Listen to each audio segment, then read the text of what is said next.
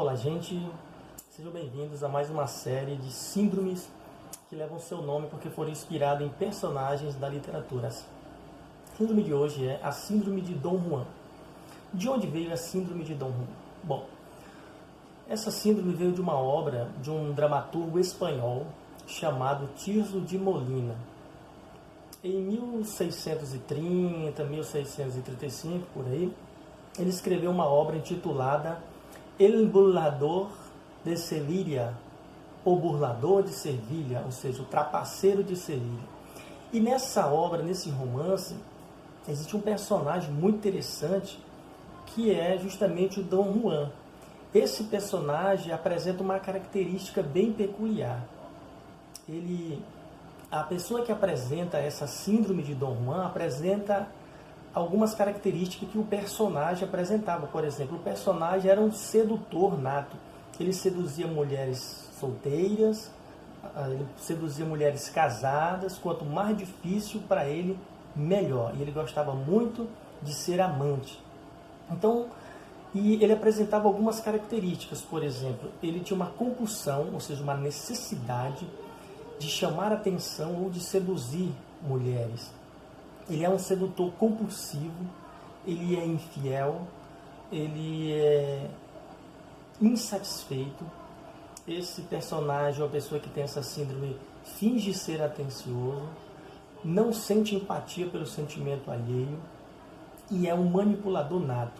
Ele sente prazer em se envolver em relacionamentos amorosos, né? Ter relacionamentos pouco duradouros é muito importante para as pessoas que apresentam essas características, que têm essa síndrome.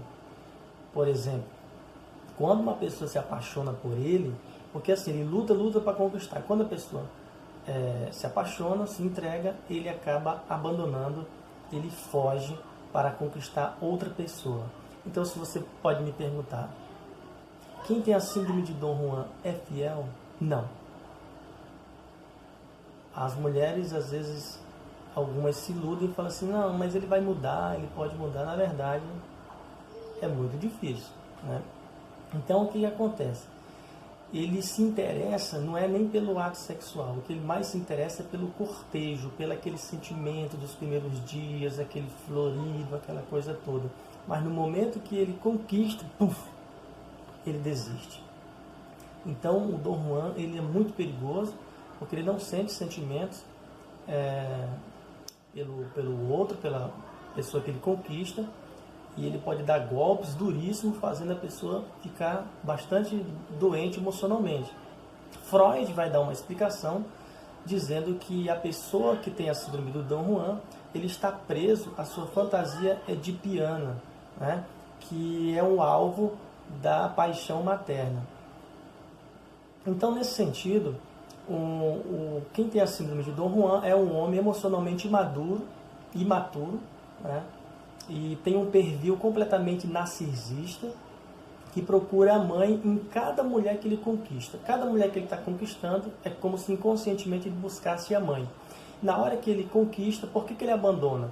Porque na cabeça dele ele vai ter uma relação incestuosa, e como ele não pode, como é um amor proibido, o superego vai ser ativado, então ele acaba fugindo dessa relação para conquistar outra. Então, quem tem a síndrome de Dom Juan precisa superar esse complexo de Édipo, né? Então, ele vive nessa constante luta, busca e abandono, busca e abandono. Ele está sempre buscando e quando conquista, ele precisa abandonar. Então, não ultrapassou a fase edipiana. E quais são as causas? Existem várias teorias explicando, né? Eu vou citar pelo menos 3. A primeira está relacionada a falhas do amor materno ou paterno, ou seja, é quando o pai e a mãe falham em dar amor, carinho, né, afeto, demonstrar na prática, seja verbal, físico também, para os seus filhos, em especial nesse caso o homem, né? Então esse homem, essa criança que vai se tornar um homem, cresce com essa ausência de afeto e ele acha que isso é comum. Então ele vai levar isso para suas relações, sejam elas de amizade, profissionais, em especial para relações amorosas. E então ele não tem empatia pelo sentimento alheio. Ele acha que isso é normal, porque não foi desenvolvido, não foi cuidado. Então ele não sabe o que é cuidar. O segundo ponto é o complexo de rejeição, que é onde o indivíduo bloqueia o seu sentimento de amor com medo de ser rejeitado ou abandonado. Geralmente isso também começa na infância, em crianças que foram negligenciadas pelos pais, que foram abandonados, rejeitados. Então a pessoa, com medo de ser abandonado, rejeitado mais uma vez na vida adulta, ele acaba fugindo dos relacionamentos. Ele é que precisa fugir porque ele acredita inconscientemente que não pode suportar mais uma vez esse abandono. A terceira causa possível é a dificuldade de amar e frieza, né? Que é justamente uma incapacidade que pode advir de um transtorno da personalidade antissocial, né? Onde o indivíduo ele tem dificuldade de desenvolver esse afeto, né? E construir relações sólidas. Claro que a síndrome de Dom Juan não existe no manual de psiquiatria, no DMS-5, né? O manual de psiquiatria dos médicos. Os médicos se orientam.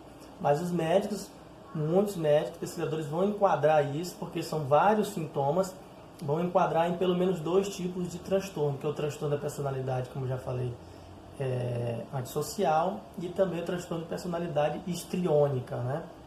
Eles vão ficar se enquadrando mais ou menos nesses 2 tipos de transtornos. E qual o tratamento? O tratamento é, se a pessoa se identificar, né, que ela precisa se identificar, que geralmente ele não se reconhece, tem que fazer psicoterapia e também fazer avaliação psiquiátrica para tomar medicação, porque a pessoa não consegue segurar essa impulsividade, então ele sempre vai ser infiel nas relações, sempre terá medo, será um mentiroso compulsivo, um sedutor compulsivo. Então, a psicoterapia é para a pessoa se reconhecer e se entender como funciona, né? A medicação para diminuir essa impulsividade. Porque, geralmente, quem tem a síndrome de Dom Juan, ele não consegue passar pelos 3 processos das fases sofisticadas do desenvolvimento da inteligência emocional para ter um relacionamento afetivo duradouro, que é a primeira fase, admiração e atração. Segunda fase, paixão.